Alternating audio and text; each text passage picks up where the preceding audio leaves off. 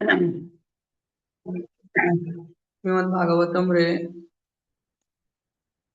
कपिल मुनिଙ୍କର ମା ଦେବହୂତି ବର୍ଣ୍ଣନା କରନ୍ତି କି କେମିତି ଆମେ ସ୍ପିରିଚୁଆଲ ଆଇଟମ କି ଆଧ୍ୟାତ୍ମିକ ଜିନିଷକୁ କେମିତି ଗ୍ରହଣ କରିବା। ବହୁତ ସୁନ୍ଦର ଭାବରେ ବର୍ଣ୍ଣନା କରନ୍ତି କି how to understand transcendental subject matter, କେମିତି ଆମେ ଆଧ୍ୟାତ୍ମିକ ଜିନିଷକୁ ଗ୍ରହଣ କରିବା। କୁହନ୍ତି କଣ, it is not by challenge but by submission, ଅର୍ଥାତ ଆମେ ପ୍ରତିରୋଧାତ୍ମକ ମନୋବୃତ୍ତିରେ କୌଣସି ପ୍ରକାର ଆଧ୍ୟାତ୍ମିକ ଜିନିଷକୁ ଗ୍ରହଣ କରାଯାଏନି। ତେଣୁ କେମିତି ଗ୍ରହଣ କରିବା ଦରକାର? Bai Humble submission. ସେଥିପାଇଁ ଏଣ୍ଟାयर ପ୍ରୋସେସ ଅଫ ଭକ୍ତି is a process of submission of our false ego. Chaitanya Mahaprabhu ସେଥିପାଇଁ କୁହନ୍ତି ତୃଣାଦପି ଶୁନିଛେନ ତରୋରପି ସହିଷ୍ଣୁନା ଅମାନେନ ମାନଦେନ କୀର୍ତ୍ତନୀୟ ସଦା ହରି। ତ କେଉଁ ବ୍ୟକ୍ତି ବାସ୍ତବରେ ଭଗବାନଙ୍କର ନାମକୁ ଗ୍ରହଣ କରିପାରିବ? ତୃଣାଦପି ଶୁନିଛେନ, ତୃଣ ଠାରୁ ମଧ୍ୟ ନିଜକୁ ନିକୃଷ୍ଟ ବୋଲି ଚିନ୍ତନ କରୁଥିବ।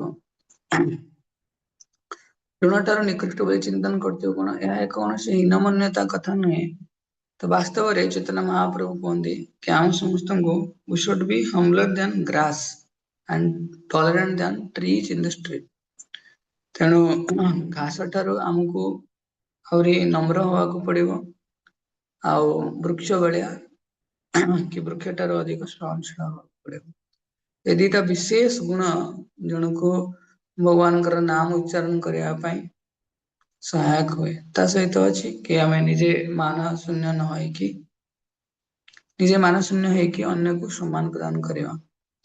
ତେଣୁ ଚୈତନ୍ୟ ମହାପ୍ରଭୁ କୁହନ୍ତି କି ଭକ୍ତିଟା କଣ? ଏଣ୍ଟାୟାର ପ୍ରୋସେସ ଅଫ ଭକ୍ତି ଇଜ ଆର୍ଟ ଅଫ ସବମିଶନ। ଆମେ ଅହଙ୍କାରୀ ହେଇକି ଭଗବାନଙ୍କର ନାମକୁ ଅଫେନ୍ସଲେସ୍ ହେଇକି ନାମ ଜପ କରିପାରିବାନି। ଆମେ ଉଚ୍ଚାରଣ କରିପାରନ୍ତି, କିନ୍ତୁ ବାସ୍ତବରେ ଆମର ଅନୁଭବ ଆସିବନି। ଭଗବାନଙ୍କର ନାମ କଲେ ସ୍ୱାଦର ଅନୁଭବ ଆସିବନି। ତେଣୁ ଆମକୁ ନମ୍ର ହବାକୁ ପଡିବ। କାହିଁକି ନା ହରିନାମ ଭଗବାନ କୃଷ୍ଣ ଆମେ ଏଇ ପ୍ରତିରୋଧାତ୍ମକ ମନୋବୃତ୍ତି ନେଇକି ଭଗବାନଙ୍କ ନାମ ଗ୍ରହଣ କଲେ ଏ ହରିନାମ ତାଙ୍କର ପୂର୍ଣ୍ଣ କୃପା ଯିଏ ଉଜାଗର କରିବେନି।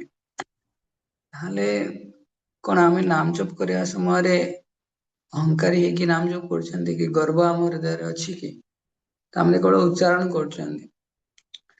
ତେଣୁ ନାମ ଜପ କରିବା ସମୟରେ ହେଇପାରେ ଆମେ ନ ଭାବି ପାରନ୍ତି କି ମୁଁ ଏତେ ବଡ ଲୋକ, କି ମୁଁ ଏତେ ଗର୍ବୀ, ମୁଁ ଅହଙ୍କାରୀ, କେହି ନ ଭାବି ପାରନ୍ତି।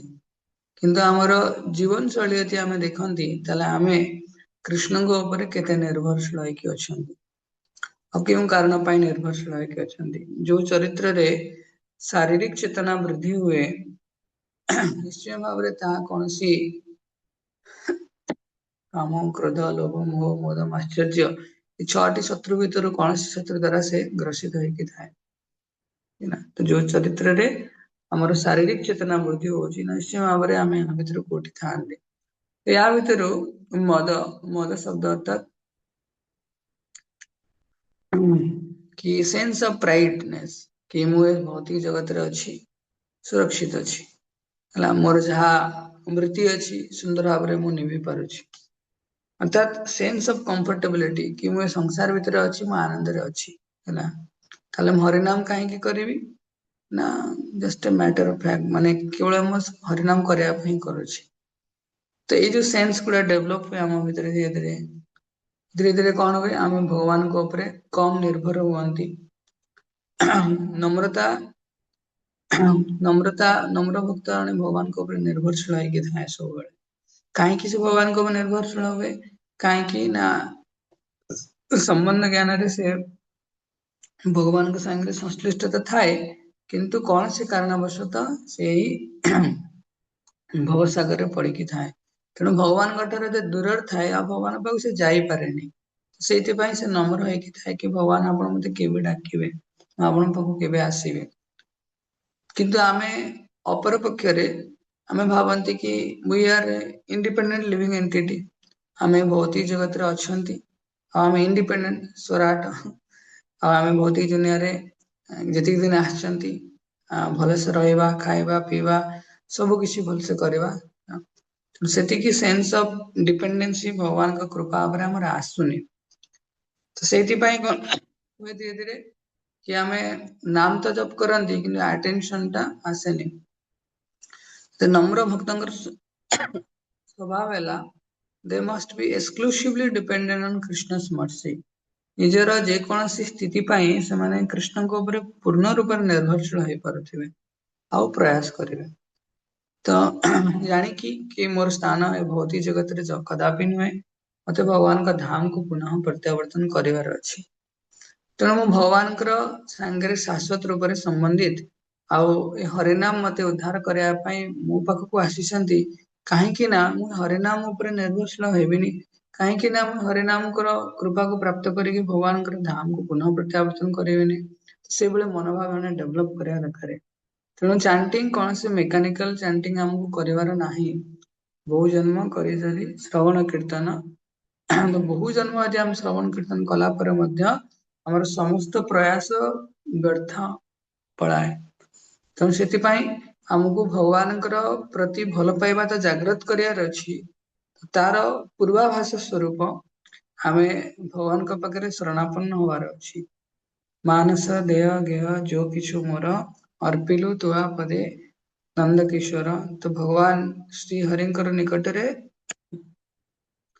ମୋର ପୂର୍ଣ୍ଣ ଚରିତ୍ରକୁ ମୁଁ ସମର୍ପଣ କରିବି। ଭଗବାନ, ଆଜିଠାରୁ ମୋର ସମ୍ପୂର୍ଣ୍ଣ ଅସ୍ତିତ୍ଵ ଆପଣଙ୍କ ନିକଟରେ ସମର୍ପିତ। ମୋର ମନ, ମୋର ହୃଦୟ, ମୋର ବାକ୍ ଏବଂ ମୋର ଶରୀର ସମ୍ବନ୍ଧୀୟ ସମସ୍ତ କାର୍ଯ୍ୟକଳାପ କେବଳ ଆପଣଙ୍କର ପ୍ରୀତିବିଧାନ ପାଇଁ ହେଉ। ତେଣୁ ଏଇ ଅନୁରୂପ ଯେତେବେଳେ ଆମେ ଭଗବାନଙ୍କର ନାମ ମଧ୍ୟ ଗ୍ରହଣ କରିବା, କି ନାମ ଯେ ଭଗବାନଙ୍କର ଧାମ ରୁ ଆମକୁ ଉଦ୍ଧାର କରିବା ପାଇଁ ଆସିଛନ୍ତି, ଆଉ ନାମଙ୍କର ଆଶ୍ରୟରେ ଆମେ ନିଜର ଭକ୍ତି ଜୀବନକୁ ପୂର୍ଣ୍ଣ ରୂପେ ପରିପୁଷ୍ଟ କରିବା। ସେତେବେଳେ ହରିନାମର କୃପାରୁ ଆମେ ଯେତେବେଳେ ନମ୍ର ହେଇଥିବା, ସେ ନମ୍ର ଭକ୍ତଙ୍କ ଉପରେ ଭଗବାନ ମଧ୍ୟ କୃପା କରିବେ। ତ ଆମେ କେମିତି ହମ୍ବଲ ହବା? ଭଗବାନଙ୍କ ନାମ କଲେ, ଆଉ ଭଗବାନଙ୍କ ନାମ କଲେ ହିଁ ଜଣେ ନମ୍ର ହେଇପାରିବ। ଠିକ ଅଛି, ତ ଆସନ୍ତୁ ଆମେ ନିଜର ଏଇଭଳି ସ୍ଥିତିକୁ ଅବଲୋକନ କରିକି ଭଗବାନଙ୍କର ପାଦ ପଦ୍ମରେ ନିଜକୁ ସମର୍ପଣ କରିବା, ହରିନାମଙ୍କ ପାଦ ପଦ୍ମରେ ସମର୍ପଣ କରିବା। ଆଉ ଧୀରେ ଧୀରେ ଧୀରେ ଧୀରେ ନାମ ଉପରେ ସର୍ବଧର୍ମାନ ପରିତ୍ୟଜ୍ୟ ନାମ ଏକମ ଶରଣମ ବ୍ରଜ, ସମସ୍ତ କିଛି ତ୍ୟାଗ କରିକି କେବଳ ହରିନାମର ଶରଣରେ ଆମକୁ ଯିବାର ଅଛି। श्री हरिनाम प्रभु की जय, जगत गुरु श्रील प्रभुपाद की जय। हरे कृष्ण। तो ଆଉ ଗୋଟେ ମାଳ ଜପ କରିବା ଆମେ।